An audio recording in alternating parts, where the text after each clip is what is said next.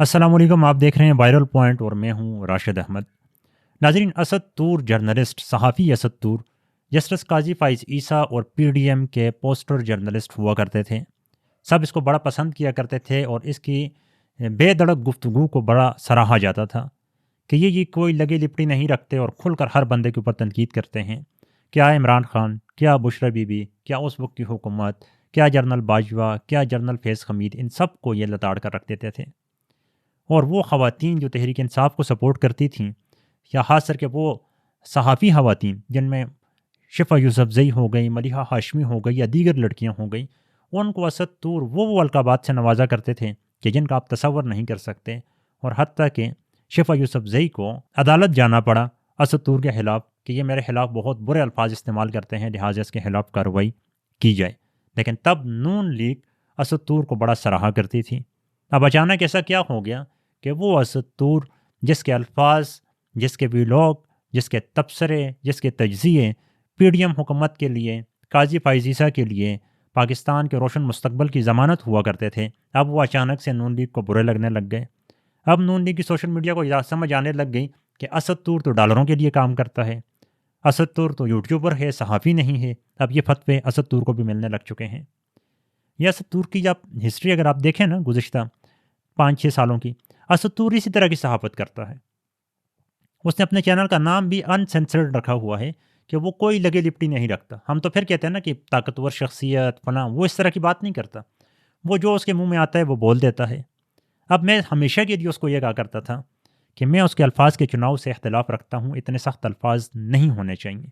बहरहाल, चूँकि असद तूर गुज़िश्ता 2 माह से पहले तक सारी तनकीद तहरीक इंसाफ के ऊपर किया करते थे, इमरान खान को निशाना बनाया करते थे, हत्ता कि तारिक जमील साहब को तो माफ़ी नहीं किया करते थे, हर जगह पर उनको लताड़ते नज़र आते थे।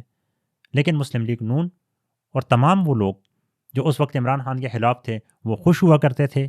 उनको असद तूर के अल्फाज का चुनाव भी अच्छा लगता था, उनको असद तूर की सहाफ़त भी अच्छी लगती थी और उनको असद तूर यूट्यूबर भी नज़र नहीं आता था।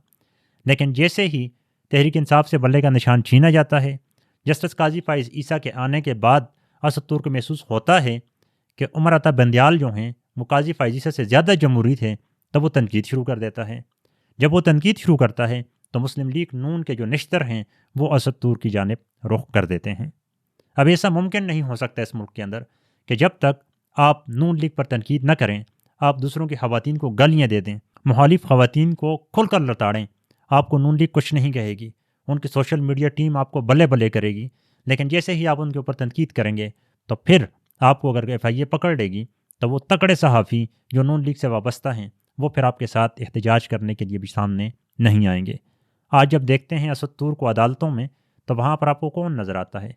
तो वहाँ आपको सहाफ़ी मतीउल्लाह जान, हामिद मीर और चंद छोटे सहाफ़ी वहाँ पर आपको नज़र आते हैं। आपको आसमा शिराजी नज़र नहीं आती, आपको सलीम साफ़ी नज़र नहीं आता, आपको गरीदा फ़ारूकी नज़र नहीं आती, जो इमरान खान के दौर में सहाफ़ियों के हुकूक़ के लिए सड़कों पर दमाल डालते हुए नज़र आते थे। तो असद तूर की सहाफ़त ऐसी ही सहाफ़त थी, असद तूर के अल्फाज ऐसे ही अल्फाज थे, असद तूर के अल्फाज का चुनाव ऐसे ही हुआ करता था। अब क्योंकि उन अल्फाज का रुख नून लीग की जानिब होता है, काजी फ़ाइज़ की जानिब होता है, तो अब सबको बुरा लगने लग चुका है। वरना एक ज़माना था कि यही पीडीएम उठकर असद तूर के पास जाया करती थी, इजहार अफसोस किया करती थी। यही काजी फ़ाइज़ अपनी अहलिया के साथ असद तूर के घर पर जाया करते थे, इनको मग भेजा करते थे।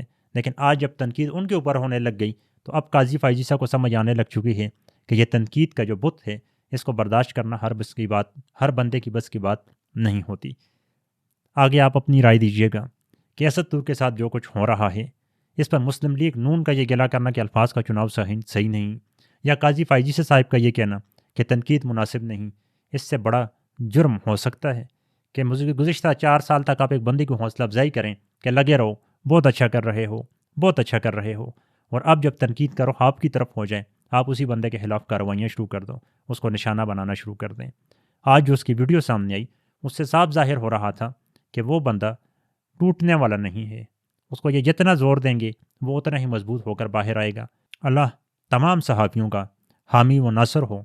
अब देखना यह है कि शहबाज शरीफ ये बोलते रहेंगे कि ये मेरा हुक्म नहीं था, मुझे नहीं पता था, मैंने नहीं करवाया, या वाकई इसके ऊपर एक्शन लेंगे اور صحافیوں کو آزادی رائے پر کھل کر بولنے کی اجازت دیں گے۔